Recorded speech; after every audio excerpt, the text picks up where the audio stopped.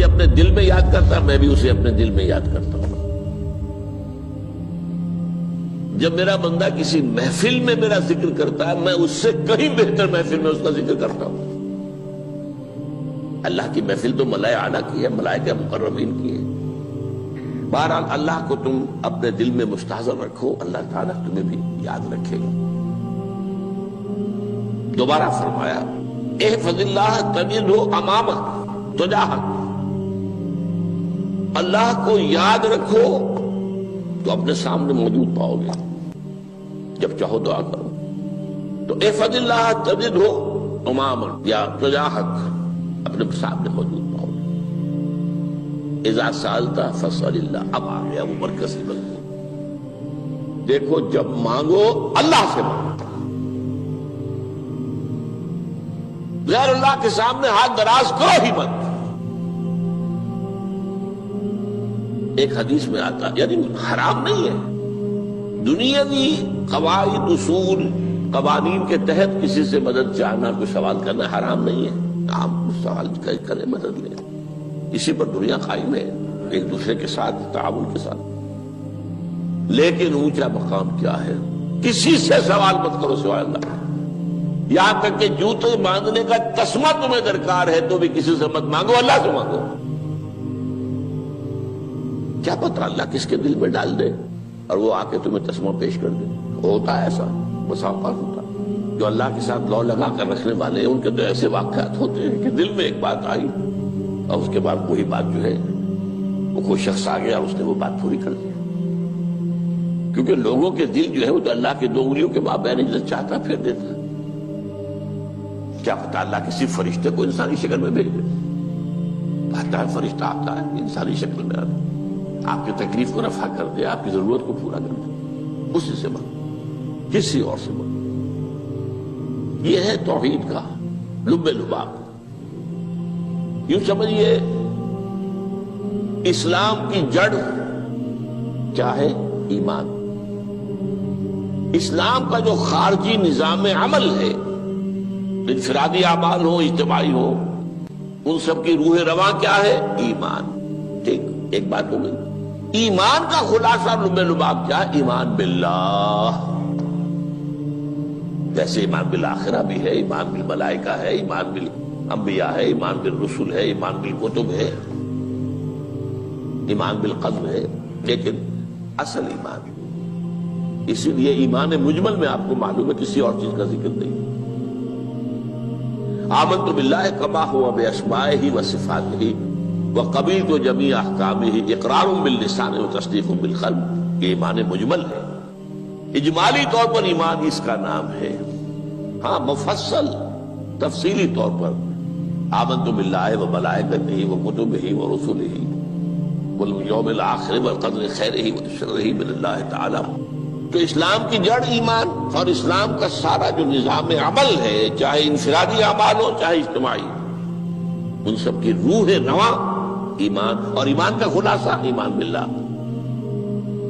اور ایمان باللہ کا اصل حاصل وہ ہے جو اس حدیث میں آ رہا،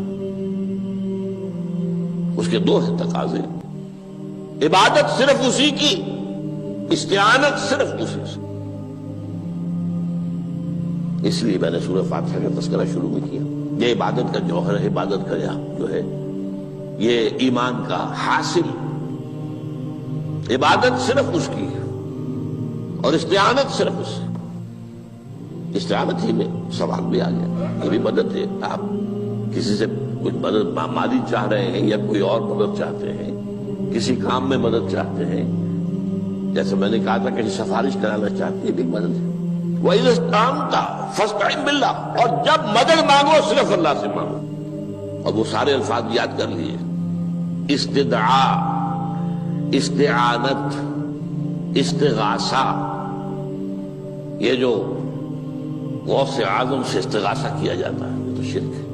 استغاثہ اللہ سے، دعائی اللہ کی، اس اعتبار سے استمداد، استعانت، استدعاء، استغاثہ، یہ سب اللہ سے، صرف اللہ سے۔ عبادت صرف اللہ، ایاک نعبد، اور استعانت صرف اللہ سے۔ مانگو صرف اللہ سے، جب مدد طلب کرو صرف اللہ سے، اور جان لو اگر تمام لوگ جمع ہو کر تمہیں کوئی فائدہ پہنچاؤں گے نہیں پہنچا سکتے، الا بشیء قد کتب اللہ لک وان اجتمعوا علی ان یضروک بشیء لم یضروک الا بشیء قد کتب اللہ علیک، اگر سب مل کر چاہیں تمہیں کوئی نقصان پہنچا دے نہیں پہنچا سکتے مگر وہی کچھ جو اللہ نے تمہارے لیے لکھ دیا۔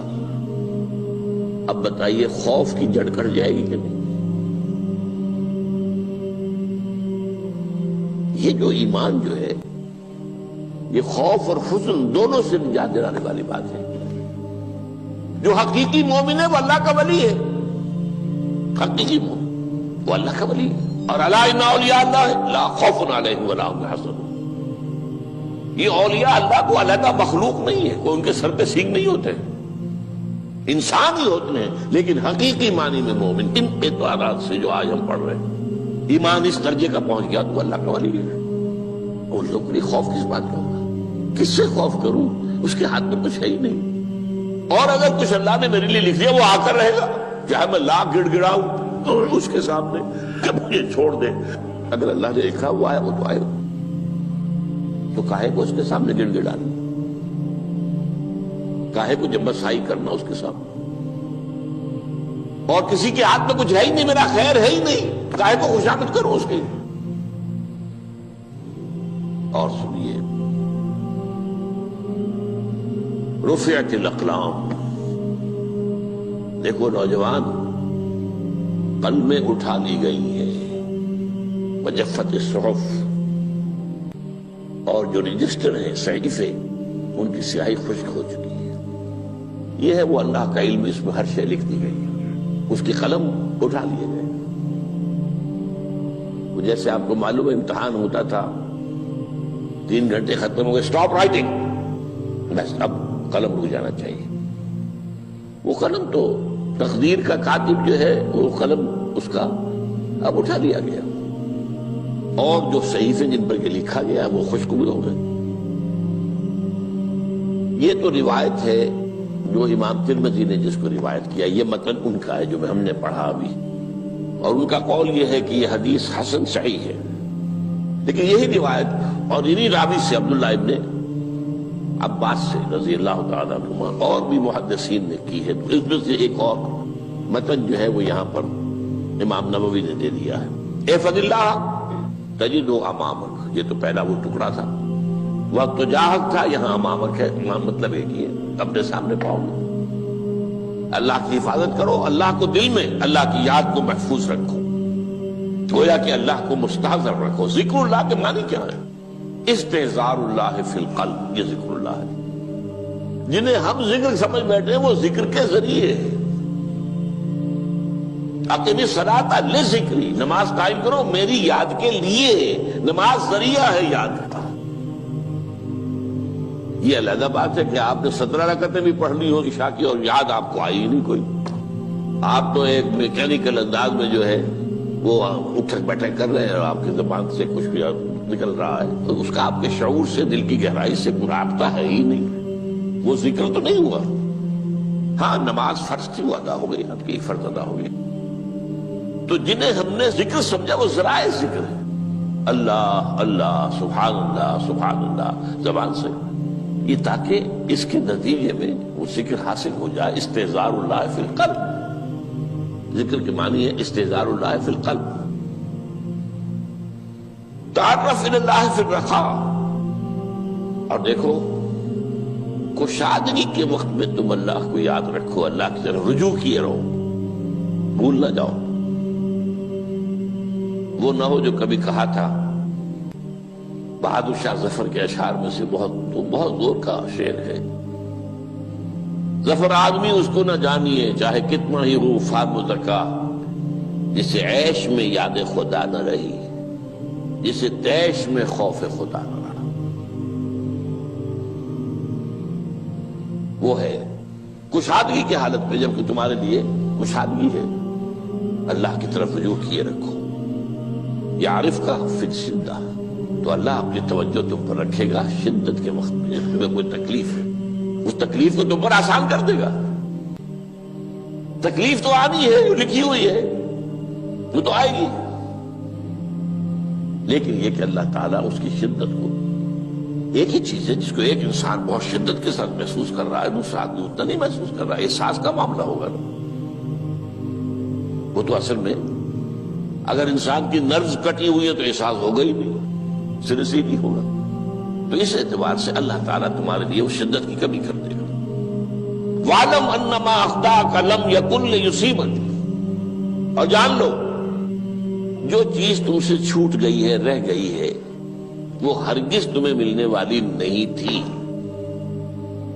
اب آپ نے کسی ملازمت کے لیے درخواست دی ہے، درخواستیں مانگی گئی ہیں، اپنی سی محنت کر لی، نہیں ملی ملازمت، اب آپ بیٹھے ہوئے افسوس میں، رنج میں، غم میں، فلاں نے یہ کر دیا، فلاں نے یہ کر دیا، وہ فلاں جو ہے بڑی تکڑی سفارش لے آیا تھا، فلاں نے رشوت دے دی۔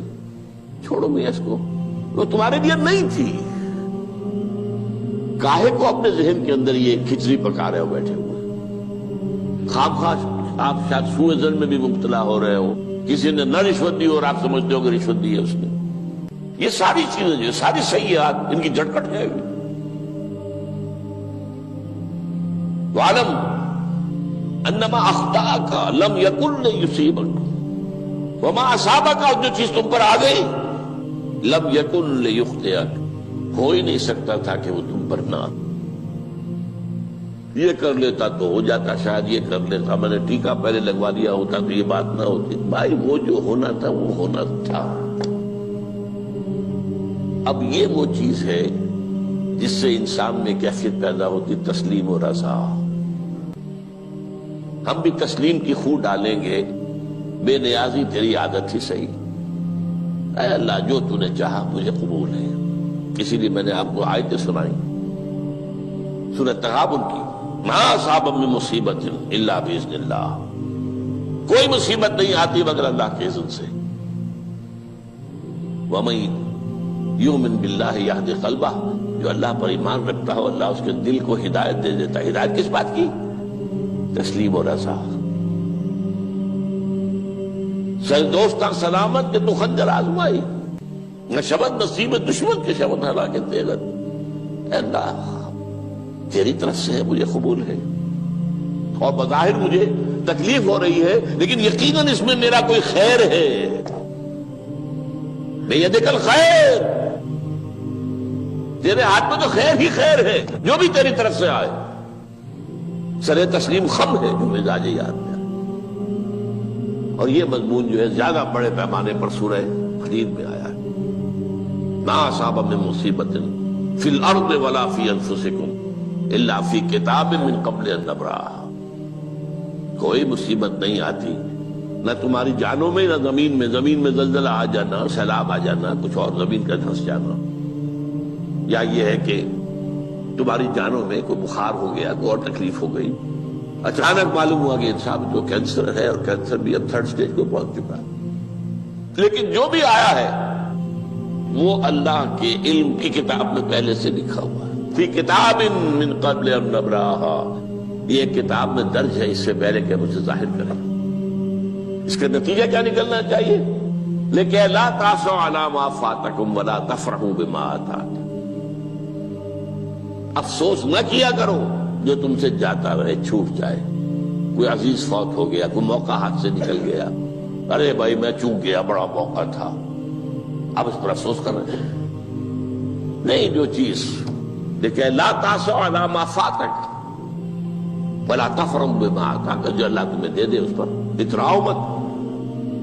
وما اصابک لم یکن لیخطئک واعلم ان النصر مع الصبر، اور جان لو اللہ کی مدد صبر کے ساتھ آتی ہے، جو آئے اس کی طرف سے جھیلو، زبان پر کلمہ شکوہ اور شکایت نہ آئے، اللہ سے شکایت نہ آئے، تسلیم و رضا، جو تیری رضا ہے، تیری صحت ہمیں منظور ہے، لیکن اس کو مولانا محمد علی جوہر ایک مرتبہ جیل میں گئے، ایک بیٹی بیمار ہوئی، فوت ہو گئی، اس کے بعد دوسری مرتبہ پھر جیل میں گئے، دوسری بیٹی کو وہی بیماری ہوئی، جیل میں اطلاع ملی کہ بیٹی کو یہ بیماری ہو گئی ہے، تو خط لکھا ہے اشعار کی شکل میں، کا آخری شعر یہ ہے: تیری صحت ہمیں منظور ہے لیکن اس کو نہیں منظور تو پھر ہم کو بھی منظور۔ ہم تو چاہتے ہیں میں بیٹی کے تجھے شفا ہو جائے، اسے منظور نہیں تو پھر ہمیں بھی بتا۔ وَاعْلَمْ أَنَّ النَّصْرَ مَعَ الصَّبْرِ وَأَنَّ الْفَرَجَ مَعَ الْكَرْبِ۔ فرج، فراخی، کھل جانا کسی چیز کا، یہ ہے کرب کے ساتھ، تکلیف کے ساتھ، تکلیف ہوتی ہے ساتھ۔ اللہ نے قانون بنایا ہے دنیا کا۔ اب آپ اندازہ کیجئے بچے کی ولادت میں ماں کو کتنی تکلیف اٹھانی پڑتی ہے۔ آج کل تو فیشن ہو گیا ہے، سیدھے سیدھے جاؤ آپریشن کراؤ، تکلیف سے بچ جاؤ، لیکن یہ ہے کہ یہ بھی آپ کے علم میں ہوگا، وہ ساری تکلیف جیسے ہی بچے کو لا کر ماں کے برابر لٹایا ہے، ساری تکلیف ختم، پھر جو راحت اس سے میسر آتی ہے۔ ان الفرج مع الکرب وان مع العسر یسرا، اسی لیے میں نے وہ آیتیں بھی پڑھی تھی، ان مع العسر یسرا ان مع العسر یسرا۔ اس دنیا میں یہ اللہ نے نظام بنایا ہے، سختیاں جھیلنی ہی ہوں گی۔ لقد خلقنا الانسان فی کبد، ہم نے انسان کو پیدا کیا مشقت کے اندر، مشقت تو کرنی پڑے گی۔ کسی کی جسمانی مشقت زیادہ، کسی کی ذہنی مشقت زیادہ، مشقت سے چارہ کسی کو نہیں۔ تو یہ ہے ان مع العسر یسرا ان مع العسر یسرا۔ بارک اللہ لی ولکم فی القرآن العظیم ونفعنی وإیاکم بالآیات